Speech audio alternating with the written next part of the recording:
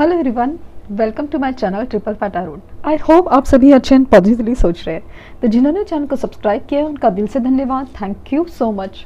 तो reading current energies के लिए है। करंट एनर्जीज़ में आपके जो सवाल है कि इस रिश्ते का भविष्य क्या है, coming future, it's not total future but coming future में इस रिश्ते का क्या हाल होने वाला है, क्या हाल है वो जानने की कोशिश। हाल में बोल रही वर्ड रॉन्ग है, मतलब क्या आउटकम निकल के आ सकता है, क्या पॉजिटिव हो सकता है वो जानने की कोशिश।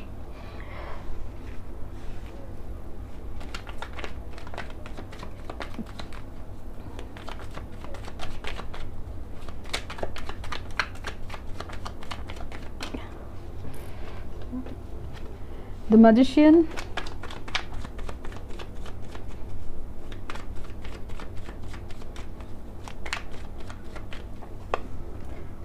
Queen of wands,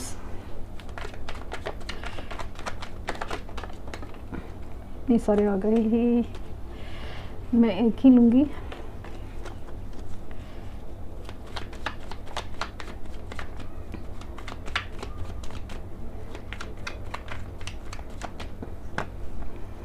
night of cups,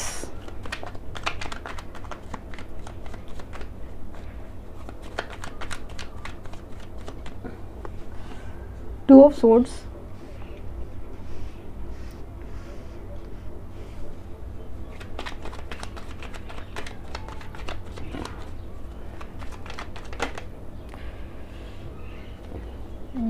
seven of pentacles, justice,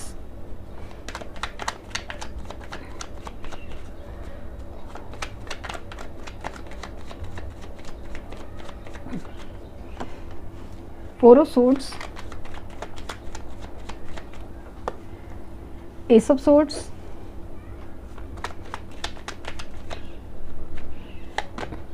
और टेन ऑफ कप्स।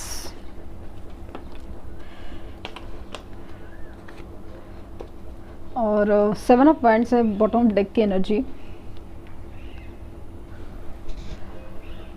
हाँ, आई होप आपको कार्ड दिख रहे हैं।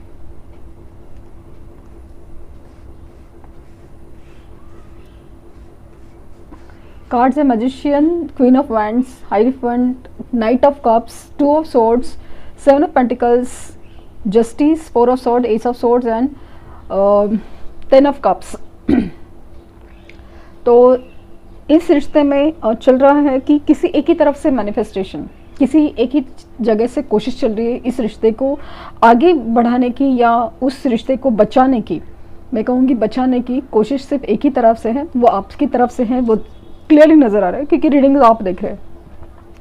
दूसरा चीज़ है कि कोई इस रिश्ते में ना बहुत ही ज़्यादा सेल्फिश वे से रिएक्ट कर रहा है कि अपने घमंड या अपने एटीट्यूड में बैठा है कि जो वो सोच रहे हैं, जो भी एक चीज़ सोच रहे हैं ना, लाइक कि मैं सही हूँ या मेरे लिए चीज़ें अट्रैक्ट होनी चाहिए, ये सोच रहे हैं कि मुझे लग रहा है कि आपके पर्सन की एनर्जी है कि ये अपनी तरफ से मतलब ऐसा है ना कि उनकी जो भी सिचुएशन लाइक थोड़ा एक जिद, घमंडी, एरोगेंस नज़र आ रहा है या फिर अपने ही चीज़ों में बिलीव करना कि जो भी थॉट प्रोसेस है या किसी ने कहा है, मुझे काफ़ी हद तक ये भी लग रहा है कि ये काफ़ी ज़्यादा इन्फ्लुएंस होते हैं, काफ़ी ज़्यादा दूसरे की बातों में आते हैं।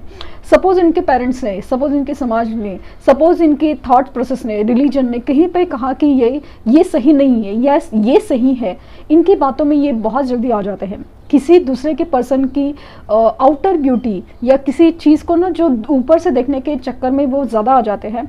और कहीं ना कहीं ये मुझे फील हो रहा है कि यही इस रिश्ते के सेपरेशन का या अलगाव का कारण है। इस रिश्ते में बेसिकली मुझे रिलीजियस डिफरेंस बहुत ज़्यादा नज़र आ रहा है। डेफिनेटली दोनों की मुझे बहुत ज़्यादा फील हो रहा है कि दोनों की कास्ट कल्चर या रिलीजन का डिफरेंस बहुत ज़्यादा है। मतलब या तो सोच बहुत अलग ही है, या तो एक कोई ट्रेडिशनल सोच का है तो कोई एक मॉडर्न सोच का है, वो बहुत ज़्यादा फील हो रहा है कि कोई ना बहुत ज़्यादा कहीं कहीं बातें पे बहुत ज़्यादा बिलीव करता है, कोई वो नहीं करता। मुझे स्पेशली वो आपके पार्टनर रहे जो कहीं सुनी बातें पे बहुत ज़्यादा बिलीव करते हैं और जैसे मैंने कहा कि किसी के फाइनेंसेस हो, मतलब फाइनेंसेस हो, आउट ऑफ ब्यूटी हो, इसके ऊपर बहकते ज़्यादा है कि उनको ऐसा लगता है ना प्रैक्टिकल होना बहुत ज़्यादा इम्पॉर्टेंट होता है, इमोशनल होना ज़्यादा इम्पॉर्टेंट नहीं होता। तो इस रिश्ते में जैसे ना कोई एक चीज़ एक ही तरफ से आगे बढ़ रही थी, हालांकि प्यार कंप्लीट है, हालांकि प्यार बहुत ज़्यादा एक इमोशनल हैप्पीनेस देता है इस रिश्ते में। जब भी इस रिश्ते की शुरुआत हुई थी, जब भी ये रिश्ता जुड़ा, तो एक सोल कनेक्शन डेफिनेटली फील हुआ इस रिश्ते में, डेफिनेटली फील हुआ। लेकिन इस रिश्ते में जो एक इमोशनल हैप्पीनेस था वो अलग ही लेवल का था। लेकिन इस, जैसे मैंने कहा कि आपके पर्सन का जो एक नेचर है, जहाँ पे उनको ना सही गलत की समझ बहुत जल्दी आती नहीं है, या बहुत ही ज़्यादा वो अलग ही दिशा में सोचते हैं। इंट्यूशंस या फिर इमोशंस नाम की भी एक चीज़ होती है जो भी हमें अच्छे से भी गाइड कर सकती है, वो चीज़ वो काफ़ी हद तक समझ नहीं पा रहे। और दूसरी जगह पे मुझे ये भी लग रहा है कि आप ओवर इमोशनल और ओवर थिंकिंग के चक्कर में आप भी कभी प्रैक्टिकल डिसीजन नहीं ले पाते। जब भी मतलब इनकी तरफ आपका झुकाव हमेशा ज़्यादा रहा है कि आप ही हमेशा मनाने के चक्कर में रहे, आप ही हमेशा इस रिश्ते के बचाने के चक्कर में रहे हैं। हालांकि आपने कभी कभी हार्श डिसीजन माने भी है या लिए भी है, लेकिन हमेशा इस रिश्ते में एक कन्फ्यूजन की एनर्जी रही है, जैसे कि एक दो रास्ते आपके और उनके सामने हमेशा खड़े रहे कि करना क्या है। आपको ये लगता है कि अभी बस हो गया, आगे मूव ऑन करना है, समझ में नहीं आ रहा है, या रुकना है। और इनको ऐसा लगता है कि ये जो मेरी सोच थी पहले वाली या कुछ भी है वो गलत थी, अभी इस रिश्ते में अगर आगे बढ़ूँ तो क्या वो सब चीज़ें रिपीट नहीं होंगी। वो वाली सोच मुझे बहुत ज़्यादा फील हो रही है। ये हमेशा ना प्रैक्टिकल या फाइनेंसेस के बारे में हमेशा सोचते आए हैं। उनका मतलब एक हमेशा एक थीम ही ऐसा चलता रहा है कि कोई भी डिसीजन है ना उसमें प्रैक्टिकलिटी, लाइक पैसा इंपॉर्टेंट है या फिर उनको एक सोच इंपॉर्टेंट है, कि बहुत ज़्यादा सोचते हैं, बहुत ज़्यादा सोचते हैं। ओवर थिंकिंग मुझे बहुत ज़्यादा लग रही है कि डिसीजन लेने के वक्त उनको इच्छा तो है, मतलब इच्छा है अलग है, लेकिन उसके लिए, उस इच्छा के लिए जो हमें एक डिसीजन लेना पड़ता है, वो डिसीजन लेने में उनको बहुत बहुत बहुत वक्त लगता है। किसी चीज़ में वो बहुत ज़्यादा जल्दी अट्रैक्ट तो होते हैं, लेकिन डिसीजन लेने हो, खास करके इमोशनल लेवल पे, वो बहुत ज़्यादा डिले हो जाते हैं, या फिर कभी कभी ऐसा होता है कि काफ़ी देर हो जाती है, या फिर गलत डिसीजन लेते हैं। तो अभी इस रिश्ते में हालांकि एक अजीब सी खामोशी है, मतलब आपकी या तो बात होने के बावजूद भी एक कमिटमेंट नहीं है, या फिर बिल्कुल block situation, no contact situation, separation मुझे दिख रहा है। लेकिन लेकिन लेकिन इस रिश्ते में अगर नियर फ्यूचर अगर बात करूं तो इस रिश्ते में एक अलग ही एक ना मुझे समाव फील हो रहा है कि एक ना अपसाइड डाउन चेंज होगा, अलग ही चेंज होगा, जो एक दूसरे की सोच, मतलब जैसी सोच आपकी है वो बदल देगा और जैसी सोच उनकी है वो बदल देगा। जैसे कि अगर उनकी सोच है बहुत प्रैक्टिकल लेवल के डिसीजन हमेशा राइट होते हैं, तो उनकी सोच कहीं ना कहीं जाके अभी बदलने वाली है, क्योंकि यूनिवर्स या सिचुएशनली उनके साथ ऐसा कुछ होने वाला है जहाँ पे उनके सामने कोई सच आएगा, जो आए, जिस वजह से आएगा उसकी वजह से उनको सोचने पर मजबूर होगा कि क्या प्रैक्टिकल होना ही क्या सही होता है। बहुत कन्फ्यूजन में जाने के बावजूद भी वो एक डिसीजन लेंगे, और वो खास करके डिसीजन एक न्याय की तरफ होगा। मुझे काफ़ी हद तक ना ये जस्टिस का कार्ड जजमेंट की तरह भी लग रहा है, जहाँ पे यूनिवर्स उनको ना ट्रिगर दे रही है कि आपको ना इस चीज़ से आपको अपना कर्मा भुगत रहे हैं, आपको इस चीज़ का कर्मा का एक निवारण भी करना होता है। सिर्फ भुगतने से या सहने से कुछ नहीं होगा। इवन आपको भी यूनिवर्स कह रही है कि आपको भी एक न्याय के लिए हमेशा खड़ा रहना ज़रूरी है। प्यार अपनी जगह सही है, लेकिन आपको कुछ चीज़ों में अपने आप को भी देखना बहुत ज़रूरी है। आप इस रिश्ते में एक अलग ही झुकाव लेकर चल रहे थे, आपको अपने ऊपर काम करना भी ज़रूरी है, क्योंकि आपका सोल पर्पस सिर्फ आपको इस रिश्ते के लिए नहीं, किसी और कामों के लिए भी उकसा रहा है कि आपको बहुत सारी जिम्मेदारियाँ भी हैंडल करनी है। तो ये मुझे बहुत ज़्यादा स्ट्रांगली फील हो रहा है कि इस रिश्ते में आगे फ्यूचर में क्या होगा। तो मुझे समाव ऐसा लग रहा है कि ये रिश्ता कमिटमेंट, मैरिज तक पहुंचेगा। अभी सिचुएशन ये है कि कुछ लोग जो ऑलरेडी मैरिड हैं तो उनका क्या, तो मुझे ऐसा लग रहा है कि यस, ये सिचुएशन जहाँ पे सही है वहाँ पे जाएगा। टू बी वेरी ऑनेस्ट कि यहाँ पे जहाँ पे भी सही है ये रिश्ता वही जाएगा। अगर ये रिश्ता, अगर आप अपने एक दूसरे के लिए बने हो तो ये रिश्ता ज़रूर लाइक इमोशनल हैप्पीनेस या कंप्लीटनेस की तरफ ज़रूर जाएगा। इस रिश्ते में जो एक कन्फ्यूजन था, एक बोलते ना एक जैसे धुंधला सा एक फॉग नज़र आ रहा था, उस कन्फ्यूजन दूर होगा। उनकी तरफ से ऑफर आएगा, क्योंकि आज तक आप ही ऑफर देते आ रहे हैं, लेकिन उनकी तरफ से ऑफर आएगा। लेकिन इस प्रोसेस में आप दोनों की हीलिंग बहुत ज़रूरी है, बहुत ज़रूरी है। आपको हीलिंग की बहुत ज़रूरी है। उसके बाद ही जैसे ना एक दूसरे की तरफ न्याय बहुत ज़्यादा होते हुए, अभी एक चीज़ है कि ये कब होगा, मुझे बहुत मतलब बहुत ऐसा फील हो रहा है कि कुछ लोगों के केसेस में ये चीज़ मई मंथ में नज़र आ रही है, तो कुछ लोगों के केसेस में जून, और कुछ लोगों के केसेस में अक्टूबर तक भी बात पहुंच सकती है, क्योंकि चीज़ें इतनी कॉम्प्लिकेटेड है।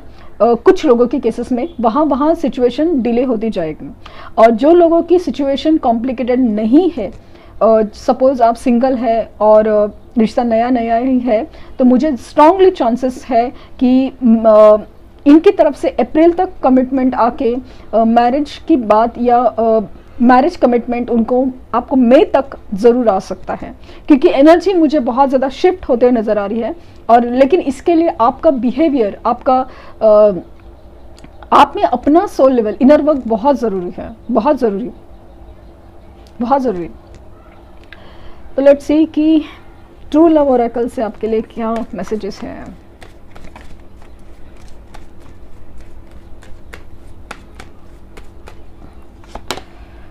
मैंने कहा ना, कमिटमेंट तो ज़रूर आने वाली है, कमिटमेंट तो इस रिश्ते में ज़रूर आएगी।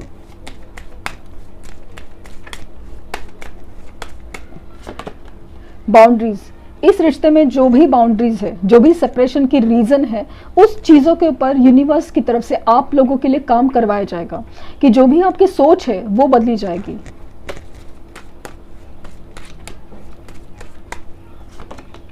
कनेक्शन तो ये आप लोग का एक्चुअली मतलब ना डिवाइन कनेक्शन है, तो वो कहीं नहीं जाएगा, बट इस रिश्ते में कुछ चीज़ों को समझाना यूनिवर्स को बहुत ज़रूरी था, वो अभी तक होना बाकी है, इसके लिए ये सब चीज़ें रुकी हुई है।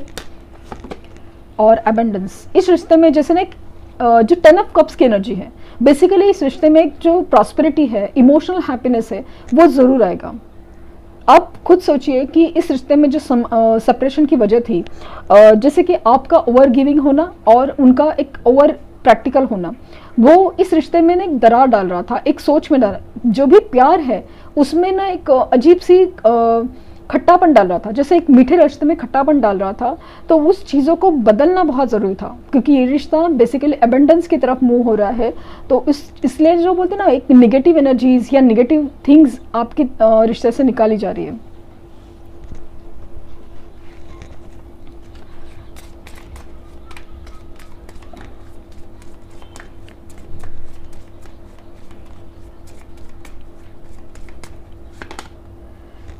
You deserve love.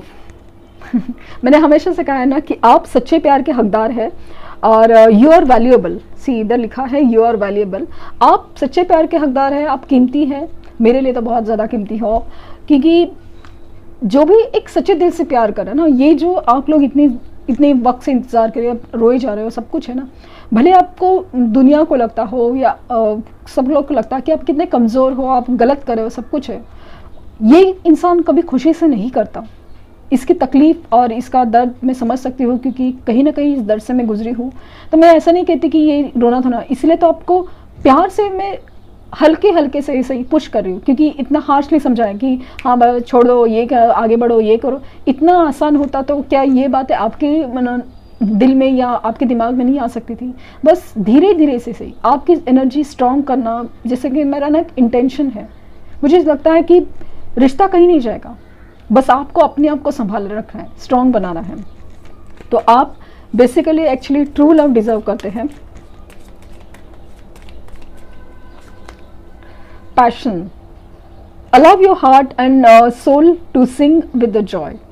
तो आपके लाइफ में जो भी पैशन, ये मतलब ना एक अलग ही लेवल का एक आकर्षण या एक अलग ही लेवल का कनेक्ट मुझे फील हो रहा है कि यस, आपकी चाहत है वो रिटर्न आ रही है या आएगी ज़रूर।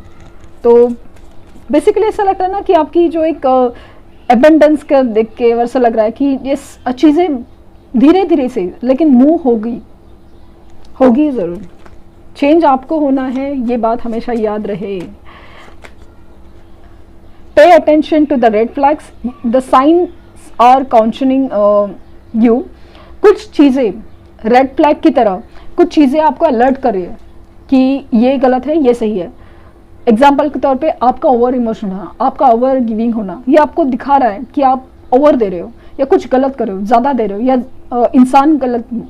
बेसिकली आप ट्रू डिजर्व करते हो, तो आपको अटेंशन या रेड फ्लैग्स मिल रहेंगे, वो भी आपको ध्यान देना है कि आप कहाँ पे गलत हो रहे हो। सपोज आप मैनिफेस्टेशंस भी कर रहे हो कि कहीं तो आप कुछ गलत कर रहे हो, इसलिए वर्क नहीं हो रहे, या क्योंकि कभी कभी होता है ना कि ओवर मैनिफेस्टेशंस, ओवर एनर्जी देना किसी को भी हार्मफुल होता है, क्योंकि उसका वजह से भी निगेटिव, मतलब एक रिपल्शन इफेक्ट हो जाता है। वेडिंग, तो 3 बार मुझे वेडिंग के कार्ड नजर आए हैं कि दिस सिचुएशन इन्वॉल्व्स मैरिज। मैंने कहा ना कि मुझे मैरिज कमिटमेंट ये बहुत ज़्यादा स्ट्रांगली दिख रहा है। तो फाइनली इस रिश्ते का भविष्य मैरिज तक और वेडिंग तक जा रहा है। माना कि ये जनरल रीडिंग है और कलेक्टिव है, जिसके साथ वो मैसेज रेजोनेट हो रहा है वो हो, बट जो रीडिंग में आ रहा है वही मैं आपको बता रही हूँ। मैंने कार्ड आपके सामने शफल किया और निकाले हैं। तो जिनके लिए रीडिंग है उनके लिए ये है कि फाइनली इस रिश्ते का आउटकम कमिटमेंट, मैरिज और एक इमोशनल हैप्पीनेस की तरफ जा रहा है। लेकिन कुछ चीज़ें जो आप में, उनमें और आप में चेंज होनी थी, वो बदलनी थी, इसी वजह से रुका हुआ चीज़ है, उसके ऊपर काम हो जाए तो बस चीज़ें अपने आप ठीक होगी। दूसरी बात है कि कुछ लोगों को ना कलर दिख रहे हैं, कुछ भी चीज़, जैसे कि येलो कलर बहुत ज़्यादा दिख रहा है।